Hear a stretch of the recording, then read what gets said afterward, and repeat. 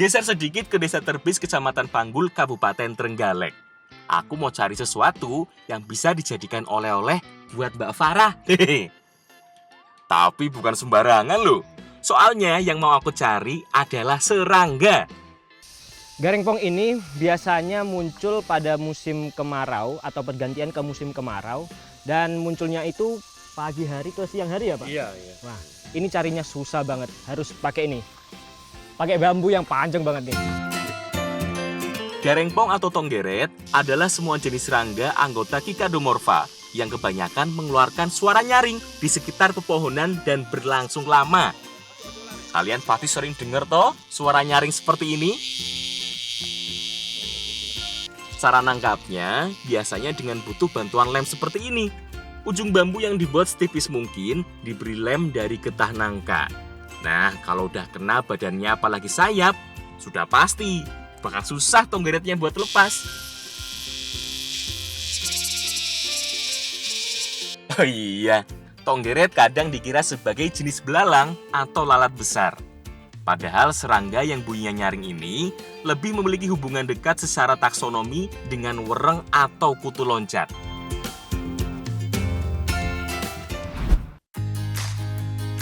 Ini loh Mbak Farah, aku sudah kasih oleh-oleh. Selain aku bawain garengpong, aku juga siapin cabai rawit dan kedondong. Bisa nggak diolah jadi makanan yang enak? Oleh-oleh kok serangga. Kasih bunga kek, coklat kek. Tapi tantangan aku terima.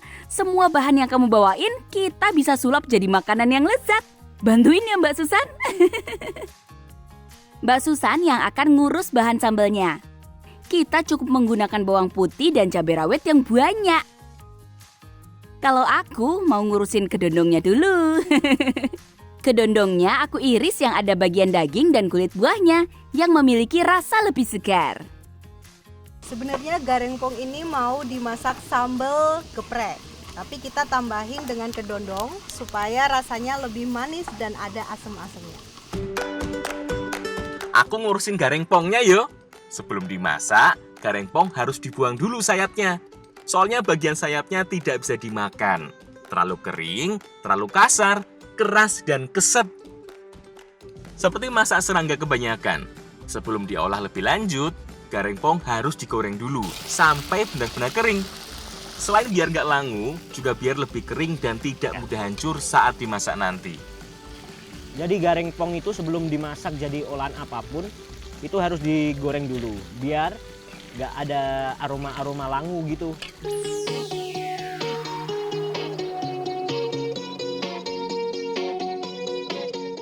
Nah, minyak bekas penggorengan garengpong ini diambil sedikit buat disiramkan ke sambal bawangnya biar lebih gurih dan suetep. Sip, garengpong sambal kedondong siap dihidangkan.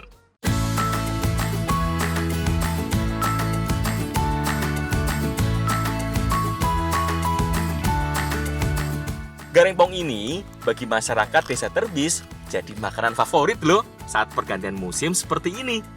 Bahkan si serangga gurih ini diperjualbelikan dengan harga yang cukup mahal. Nah, ini tuh rasanya sangat crispy, sangat kering tapi enak dicampur sama sambal digeprek gitu.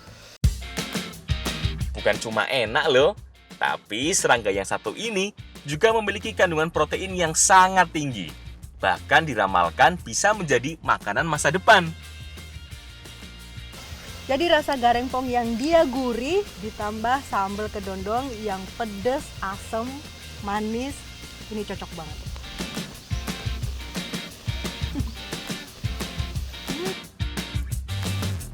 Tapi hati-hati, beberapa orang yang mengonsumsi tongeret bisa muncul reaksi alergi. Kalau nggak ada alergi sih, makan aja yang banyak. Lawong enak banget.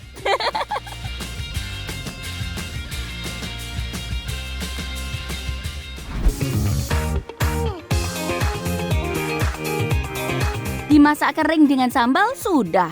Sekarang mau kita masak dengan campuran sayur. Masih masak dengan garengpong, tapi kali ini garengpongnya dimasak dengan daun genjer. Nah, kira-kira gimana ya rasanya?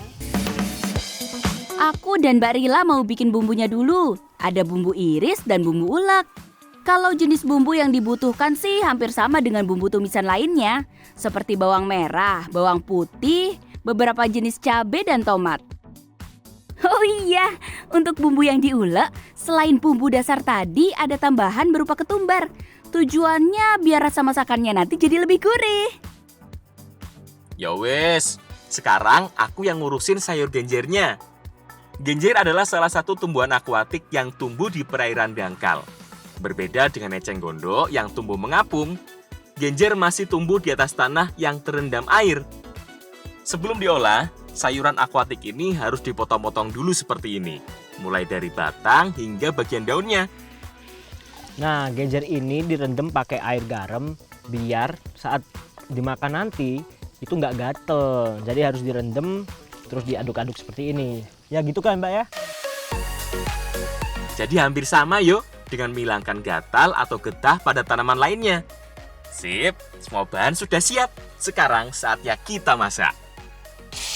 Pertama, tumis dulu semua bumbunya, mulai dari bumbu halus sampai bumbu irisnya. Kemudian masukkan sayur genjernya biar sampai layu dan bumbunya meresap lebih dulu. Tunggu sampai benar-benar matang daun genjernya. Baru masukkan garengpong yang sudah digoreng sebelumnya sampai benar-benar kering. Garengpong sengaja dimasukkan terakhir biar teksturnya masih kering saat dihidangkan nanti. Sip, wis rampung Eki. Garengpong sayur genjer siap dihidangkan.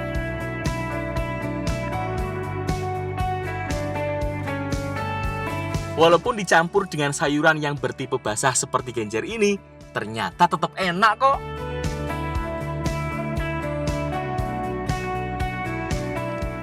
Jadi, garengpong itu dipadukan sama genjer itu ternyata cocok.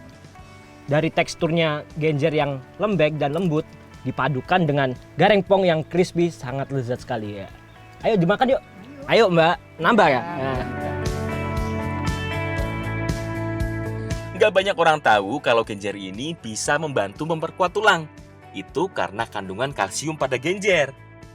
Selain itu, genjer juga dapat mencegah kanker usus, mempercepat penyembuhan luka, dan banyak segudang manfaat lainnya.